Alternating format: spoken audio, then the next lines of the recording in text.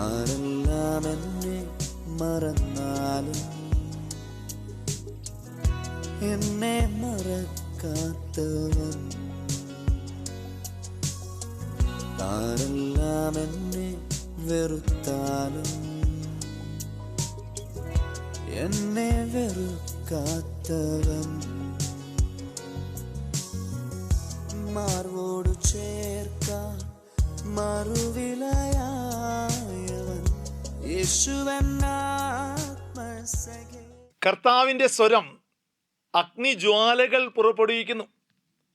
സങ്കീർത്തനങ്ങൾ 29 അധ്യായം 7 തിരുവചനം. The voice of the Lord flashes forth flames of fire. Book of Psalms chapter 29 verse 7.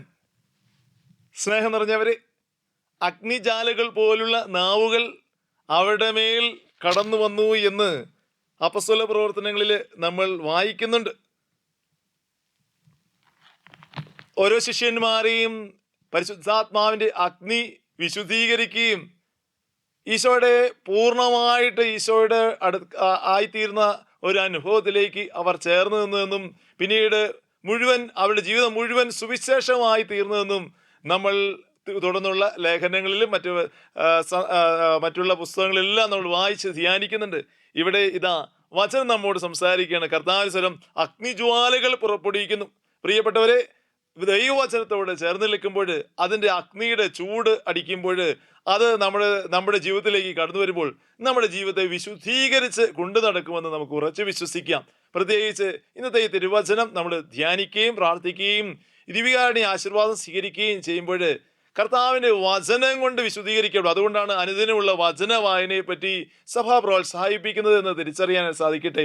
അല്ലെങ്കിൽ ഓരോ വ്യക്തികളും വിശുദ്ധീകരണത്തിൻ്റെ വഴികളിലൂടെ നടക്കണമെന്ന് ആഗ്രഹിക്കുന്ന ഓരോ മക്കളും അനുദിനമുള്ള വിശുദ്ധ ഗ്രന്ഥ വായന ഏറ്റെടുക്കുകയും പ്രോത്സാഹിപ്പിക്കപ്പെടുകയും ചെയ്യട്ടെ.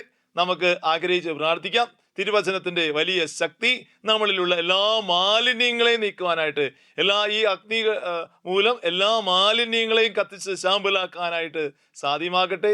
ദൈവകൃപ നമ്മുടെ മേൽ ഒഴുകിയിറങ്ങട്ടെ. ആമേൻ. കർത്താവിൻ്റെ സന്നിധിയിലേക്ക് ചേർന്ന് നിൽക്കാം. നമ്മുടെ എല്ലാ കാര്യങ്ങളും ദൈവസന്നിധി സമർപ്പിക്കുമ്പോൾ അഗ്നിജ്വാലകൾ കൊണ്ട് അത് വിശുദ്ധീകരിക്കപ്പെടുവാനായിട്ട് ആവശ്യമില്ലാത്ത എല്ലാ തിന്മയുടെയും മാലിന്യ കൂമ്പാരങ്ങൾ കത്തിച്ചാമ്പലാകുവാനും അഗ്നി ശോധന ചെയ്യപ്പെടുന്ന പോലെ തന്നെ വിശുദ്ധീകരിക്കപ്പെടുവാനും നമുക്ക് പ്രാർത്ഥിക്കാം. നമ്മുടെ കർത്താവ് ഈശോ മിശിഹായുടെ കൃപയും പിതാവായതിൻ്റെ സ്നേഹവും പരിശുദ്ധാത്മാവിൻ്റെ സഹവാസവും നാം എല്ലാവരുടെ കൂടെ ഉണ്ടാകുമാറാകട്ടെ, ഇപ്പോഴും എപ്പോഴും എന്നേക്കും. ആമേൻ.